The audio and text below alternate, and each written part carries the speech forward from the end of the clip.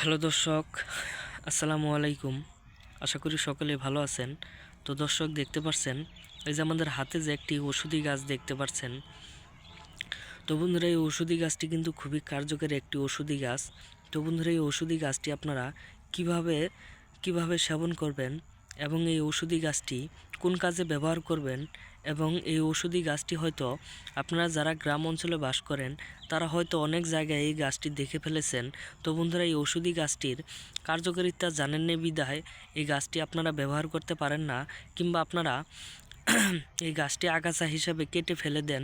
তো বন্ধুরা, আপনারা যদি অনেক ধরনের ওষুধপাতি খেয়ে থাকেন, কিংবা আপনারা মুখে প্রচুর পরিমাণের ঘা হয়ে গেছে, আপনারা ঠিক মতো খেতে পারেন না, আপনাদের মুখে ঝাল ধরে থাকে।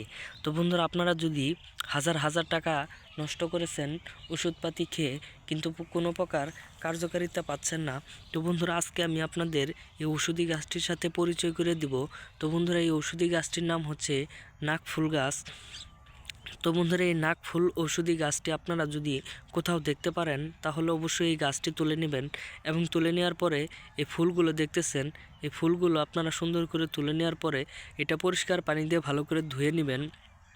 ধোয়ার পরে আপনারা এটা মুখে দিয়ে চিবোতে থাকবেন, এবং চিবোতে চিবোতে আপনারা এই চিবোতে চিবোতে আপনাদের যে মুখে রসগুলো লেগে থাকবে সেই রসগুলো আপনারা মুখের মধ্যে ছড়িয়ে দিলে আপনাদের মুখের ঘা ভালো হয়ে যাবে, এবং 4 থেকে 5 দিন ব্যবহার করলেই এটার কার্যকারিতা পেয়ে যাবেন।